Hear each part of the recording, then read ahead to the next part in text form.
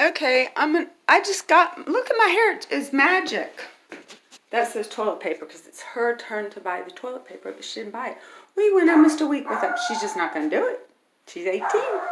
She's rebellious. So I went out and bought toilet paper. What do you think?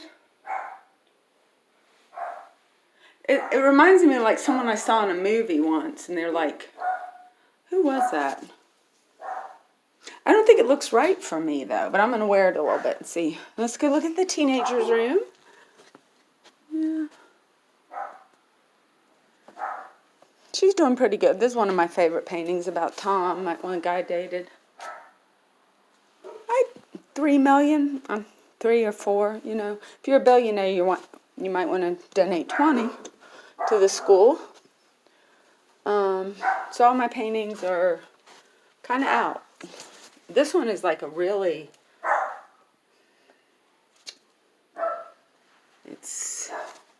I had it like kind of lined up people going to war. And I was thinking about that when I did that one. I talked to a nice guy today who's doing literacy.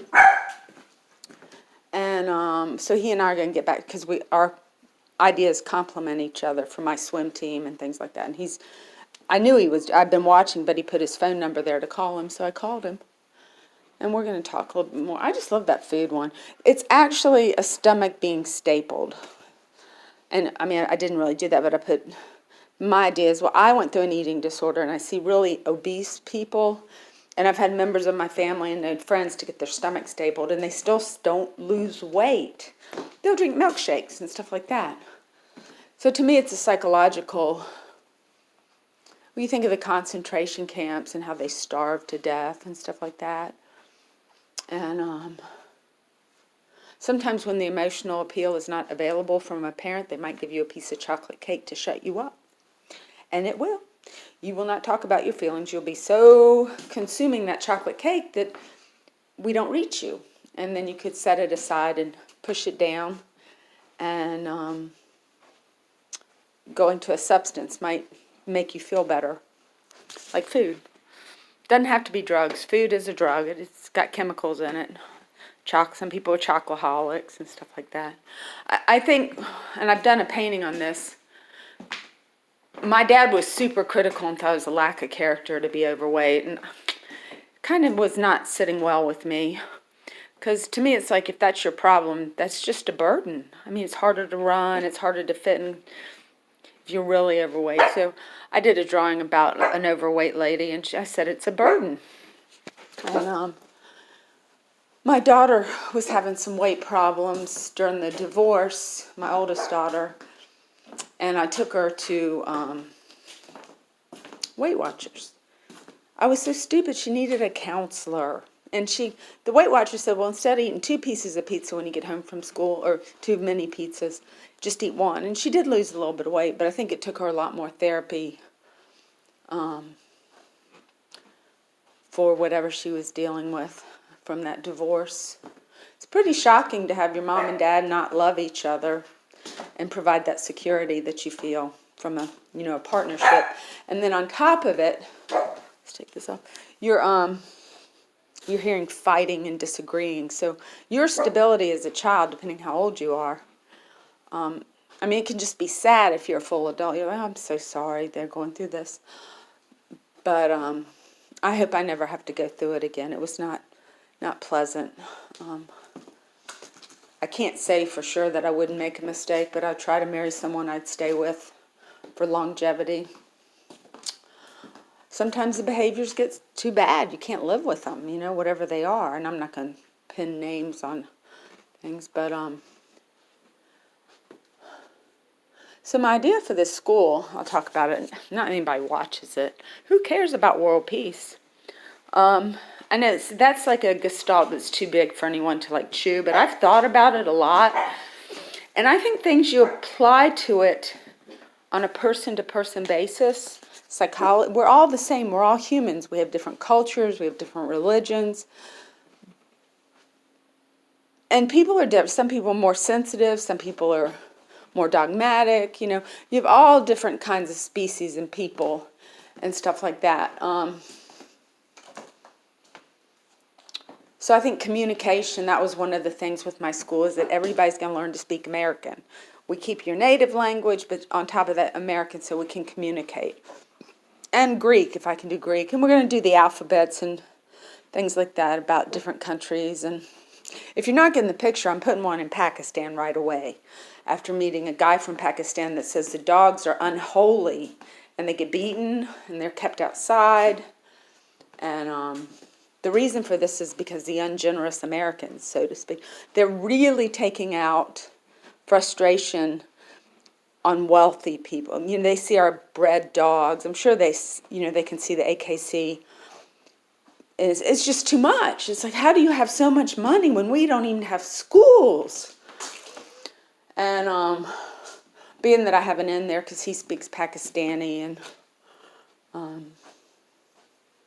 I think that'd be a good Middle East country to start in. I really do, because they also have a consulate or something. His father was a consulate. That's what's so funny, is that he's getting really good education, makes a lot of money, but we have black people in slums or ghettos or public housing that aren't getting the education they need to pursue a career that would get them out of public housing. It's just difficult. I mean, maybe, I know this one girl got some scholarships and she's working on getting her entire family out. She said, when I graduate from Georgetown, I'm going to get my entire family out of Gilpin. And I just don't know why the mothers can't go register to sign in and become a nurse or a CNA, or CNAs don't make enough money, but with the husband and a wife being a CNA, they would make enough money. And then they could go on to nursing school, or if they're ready to handle nursing school. There's always a call for nurses. Teachers, we need to minister to those neighborhoods that have the high rate of dropouts and people that are getting into drugs and going to jail for that. You have to set up certain programs, like this guy setting up literacy. That's important. Swimming. I mean, that's a no-brainer.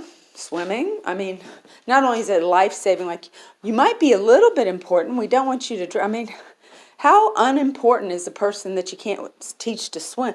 I mean, my dad had no idea I was going to be on the swim team. He didn't even know what it was. But he taught me to swim when I was 3 years old so I wouldn't drown if I fell in a puddle. And none of these people are learning how to swim. And it's a social. It can end up being kayaking, scuba diving, visiting an island and swimming. The quality of the life of a child, the quality, they don't have to be wealthy, but they have to have a few things in place to make their life worth living. And if their thinking is so narrow that they think just having a baby on welfare makes your life worth, that's what the girls do to get a place to live, a house. I don't criticize them because I know what they're going through. I've been over there. I would probably do the same thing too.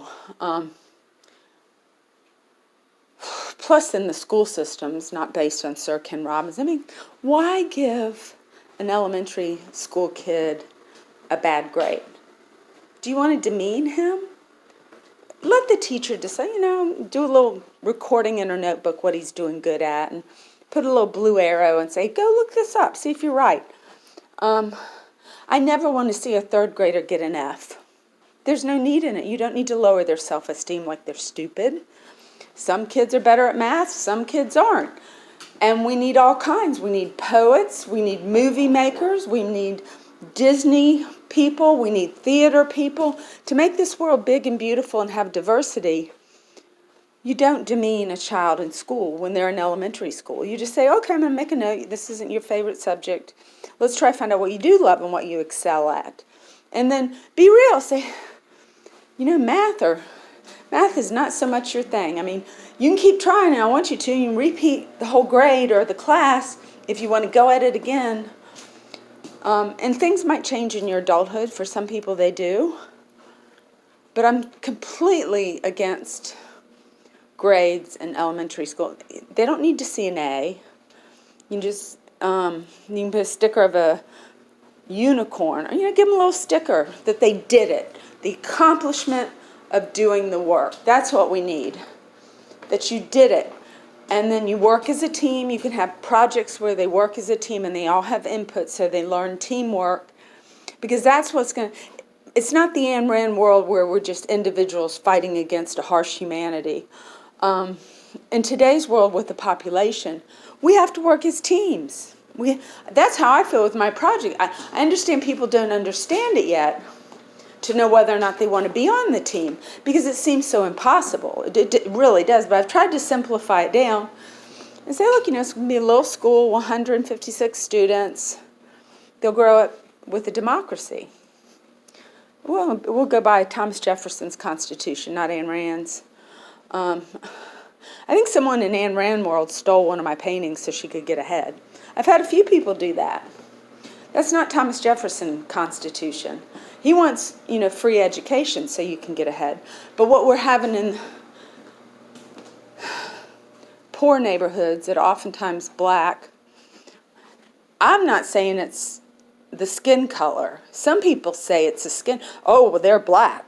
No, it's the lack of education and the segregation and the isolation, and they don't know what to do. They need the positive reassurance of parents that say, hey, you're really good at mowing the lawn and you really like it. Would you like to go into forestry? You love to go to the woods, you love to camp. Maybe forestry would be your avenue.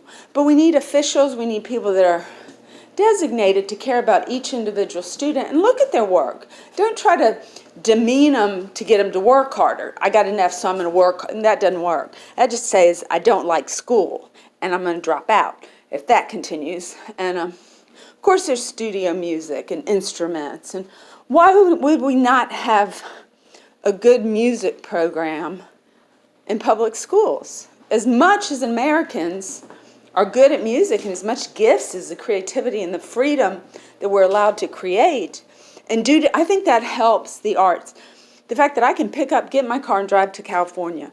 Some countries you can't do that. Or, China is very limited with finances, they don't ever go anywhere but stay at their house and no computers. And they stay rice paddy workers.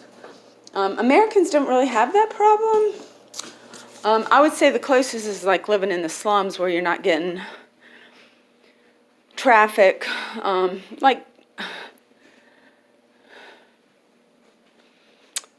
The presence of someone who's uneducated, that's cussing at her children, hitting them to get them to behave, is disturbing. And while I watch it happen, she's got a baby on her hip, she's got one in the house, and she's saying the F-U word and you're shit. We have to fix that. We have to give her some education because she's desperate. She doesn't know how, she didn't have activities for her kids. They don't know how to swim. She may not have a car. She's at her wit's end about what to do. And she didn't know how she got there because when her mom had her, and she was a single mom, it was a different day and time. That was in the 60s or 70s. And nowadays with the fast-paced world and computers and all that there's a lot of computer jobs that they might be able to do. That if we trained them, they'd stay out of jail because they're making enough money. Which the main point, and I'm going to stop here because I give way too much. I do my work 24/7, and I'm not getting paid anything for it, and this phone doesn't hold up well enough. It's not really a professional phone, but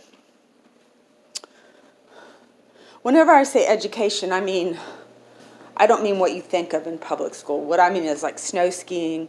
If you finish the parenting class, you get to go to, you have to have good manners and know how to parent to go to Disney. You can't just go down there and start slapping your kids. That's not the way they are at Disney. It's the upper middle class that usually goes. And, I think my family just kind of gave up on it. So, just poor black people. After a number of generations and they didn't get freed or do any better. And they don't understand social services is not helping. And they've got a few things lined up, but they don't have funding. Like, oh, go here, you can get, no, you can't. They're not going to pay you. They don't have the funding to pay your way through school to do something that's really going to change the lives of you and your family to get out? And is it going to hurt us in a society to have an educated person come in and play a role with children? I think they'd be a good neighbor. And I think it would be less taxes for the jail system, less welfare. I don't know what they get in welfare, but they get food stamps, a place to live, and medical care. So if they start with a company that has medical care, that's one family probably taking $50,000 out of a taxpayer's burden. Just to entertain them with snow and water. Maybe at my farm, if I get my farm, I'll do some horseback riding lessons, because horsemanship is not a bad thing to know either. I'm giving you the answers before you've asked the questions, because you didn't know the questions to ask. But I'm telling you, it can be done here in Richmond. We can have the waterfalls, water monuments towards peace. We can be a peace town about peace instead of the division of the black and the white and the wealthy and the poor. And another thing about the black poor is they're actually very soulful, and they look at the wealthy people that are very unhappy. And I've known some like that, and I've been one of them because of my parents' divorce. So they're not out to get your Lamborghini. That to them, that they're less materialistic than you are, Governor Northam. I hope you're doing a good job, and I'm just kind of teasing you because I don't know you personally, but a lot of people are materialistic. I see them shopping for $500 pair of shoes, and makes them. It's like an adrenaline rush to buy. I know, because sometimes I do that myself. I'll buy an expensive piece of clothing, and it'll feel like, woo, my endorphins are flying around. It feels good. It's linen or it's silk, and these people haven't been brought up that way. They're real, like just real little stuff. Like when I went over for Halloween, and I did not want to go over there, but I did. And I brought them candy, and it was sad. It was just as sad as I thought it would be. With all the churches and all the money in Richmond, we couldn't get those little kids costumes. Not even the schools did it. The schools could have brought them in and sent them home with because all these neighborhoods, they'll pay $30 to $50 for a costume for the child. And it's a great donation. It's a great donation to give. So they feel, the land, hey, we don't need the barking. The landscaping could be better. Just try to improve their neighborhoods to show them we care.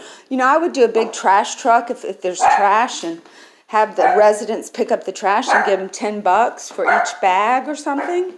But we have a needy, not just adults, but children that are needy. They need swing sets. If you don't want to do the $40,000 to $60,000 thing, do an amendment to not the Constitution, the law, and I'm sure they have a special. Hey, that is enough, Bill. You bark too much. I'm sure they have a law stating you can't put up equipment, but we can amend that and say, if it's approved by so and so, you may put up a swing set. And they show you a place to put it up in your backyard. When I was a kid, we didn't have, I don't even think they were invented too much. And we didn't have all those expensive play equipment. We just had our little swing sets. And I think I fell off one time and fell on my head. But I lived through it. So if you just have a waiver and get some swing sets, I just go over there, and it breaks my heart to see the kids outside with nothing to do. Not a soccer ball, not a soccer net. And they have tons of fields. You could have soccer nets. And it's not that I'm a small-minded thinker. What's that say? Oh, yeah, no, that's cake batter. I used a cake, and I squirted it through, and I had cake decorations on my painting called Marie Antoinette. Actually, it's called Cake, but government, you kind of get what I'm saying here. It's pretty serious, and the VMFA likes it. It took them a while.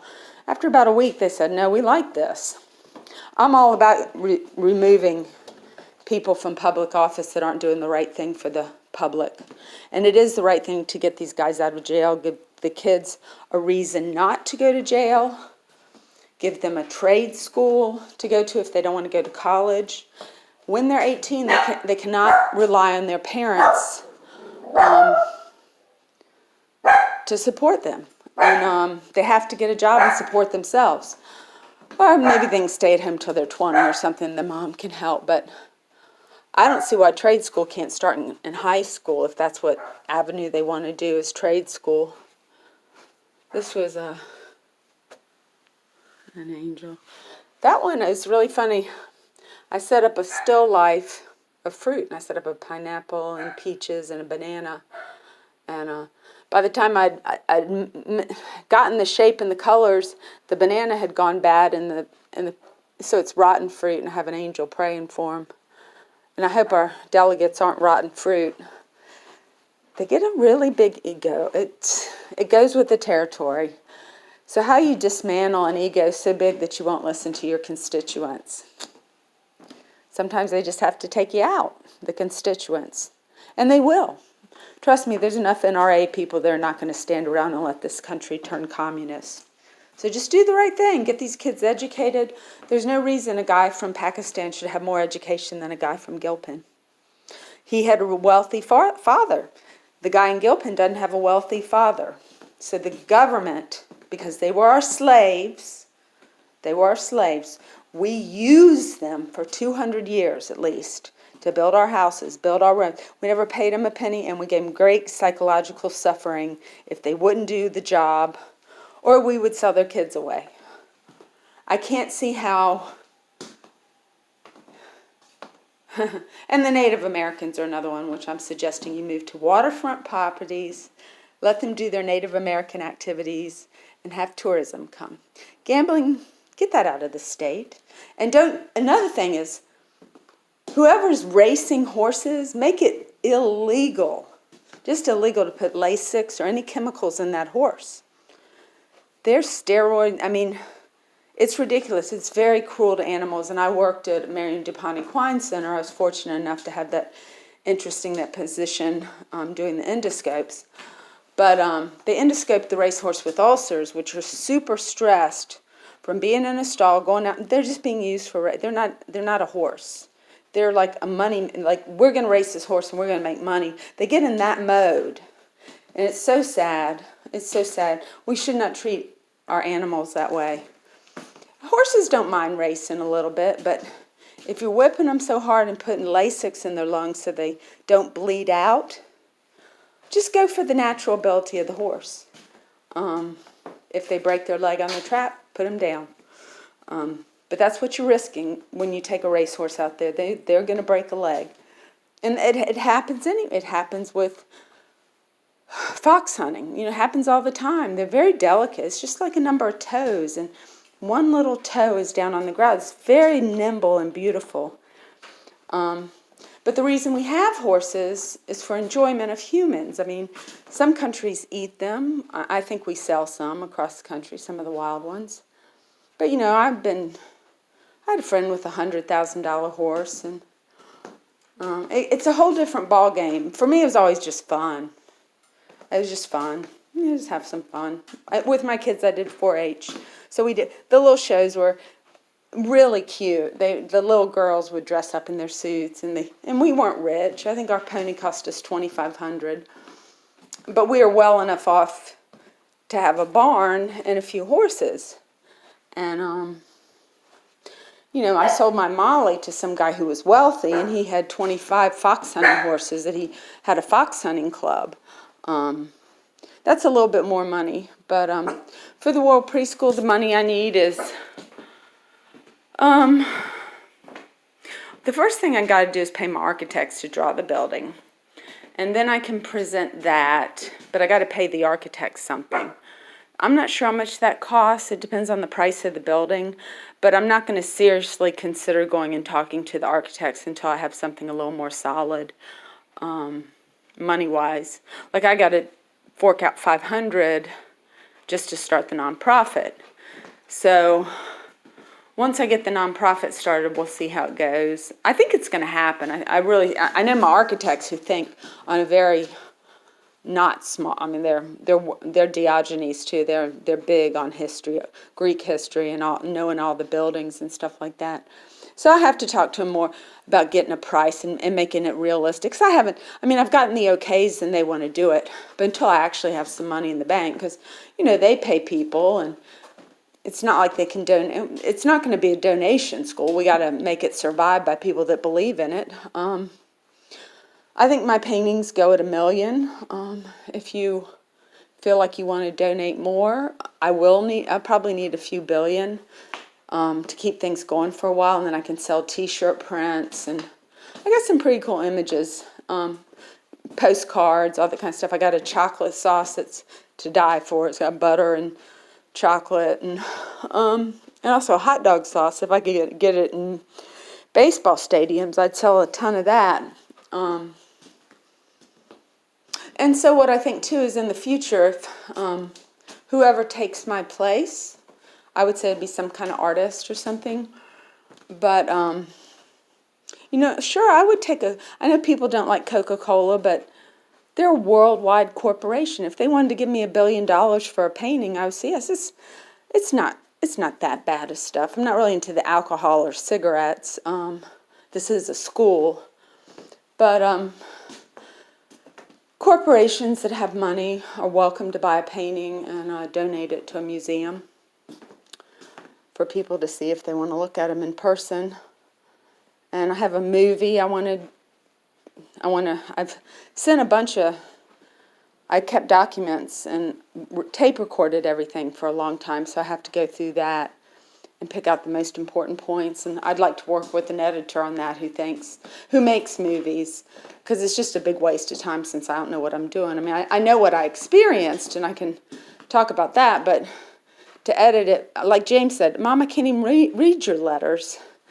And it might be because I read Poe and Emerson, and the people that I read are very, very pretty difficult. And so maybe I write like that, a little more difficult to absorb than what he's used to. Because I think it's readable. It's fun to do an abstract thought in such a way that it's creative and kind of rolls off your tongue in such a way that the words come out and they're poetry. They really are. But it's not a business. I'm not really accustomed to writing a business. I'm just too creative. Well, you can see abstractly how I think. It's not real possible for me to buckle down and do mathematics, and because one thing is my memory isn't that good for mathematical solvents. But I have so many friends that I met and stuff like that want to do this World Preschool, and I've given my cards out to thousands of people. So now it's just my job to get the nonprofit, which I'm planning on doing in January, marry Johnny Depp. Now, he'll bring a lot of celebrity to the whole thing. I just don't think we can lose with that partnership. Especially that one of my all-time favorite movies was Benny and June. I was like, freaking really touched my heart. He was genius, because I went through that feeling of insecurity. And I still do. A lot of people just don't want to talk. In my family, mainly. Even my oldest daughter's kind of like, she's kind of caught up in the opinion of my sister and my mother. And she doesn't really talk to my friend Georgia, who spends time with me. And Georgia would set her straight. And you don't have to talk to her like she has a mental illness. There's certain times if she's super manic. But I've been on my medicine, and I've been fine. I've been a little manic, but not enough to be a danger to myself or a danger to others. Morgan's real sweet. She's lived with me a long time, and she'll say, Mom, you're manic. But it's almost like walking on glass for Hillary, because she's very sensitive, and she wants to do really good in the world and stuff like that. And she gets scared easy. She's kind of like her father, and that's one reason I got her a pony, was to build her confidence. But she's brilliant, like her father. He was brilliant. But yeah, she's a little bit... she's very creative in her dress. She's very beautiful and stuff like that. But because she doesn't really spend that much time with me, she doesn't know. She let the kids spend the night with me the other day, but I don't know. So, but I got invited to Thanksgiving dinner there, which was nice. I've never done anything against my family in a way that would be unethical. I do my life differently than a conservative Republican. I'm not really a liberal either. I'm just like, I'm not any political party. And my idea for you democracy is to have 6 different parties to let the nuances for people, if we're capable in 20 years or something, the nuances to fade in and out until we figure out which one would be best. Seems like the almost fist fights between 2 parties. It's like one war against, it turns it into war instead of let's do the most intellectually fun thing to relate to people around the world and take care of our people in this country.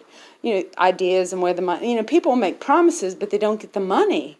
I'm telling you right now, right here, if we administer to the neighborhoods that are uneducated, that are mainly black, with things like swimming, Walt Disney, parenting, a decent school to go to, not demeaning them. I mean, they might be better musicians than they are math people, but you don't offer music. And it's all a good investment. That's all a good investment in education. And the thing is, we just have $200 billion in prison. We've got debts we've got to pay to China, or else we're going to be communist if we fall through on those debts. So that would give us a great amount of money, not just to go to public school education, to make teachers a viable profession instead of someone that's married to a lawyer. See, back in the old days, the women teachers, they didn't support themselves. They had some money, most of the time, but the husband worked. And nowadays you got men teachers that are supporting a family, and they're important. If someone of college intellect that could have his PhD is willing to sit in a class of kindergartners and give them the education they need, I think he should get $100,000 a year. I don't think you can get any way around that. And then in the summers, they can educate themselves some more on the world and go travel to Europe, take their family to Europe. You treat nurses better than teachers. And, I know nurses work all year round, but I don't think we can take that into account. I think what we have to take into account is the salary necessary for survival in today's world. And the way to get that money is to educate the poor neighborhoods, get them out of prison, and then we'd have money and budget to pay teachers like in Finland or Japan. I think those are 2 good examples. And you can talk to Sir Ken Robinson. Maybe I'm completely on the wrong track. Give him a call.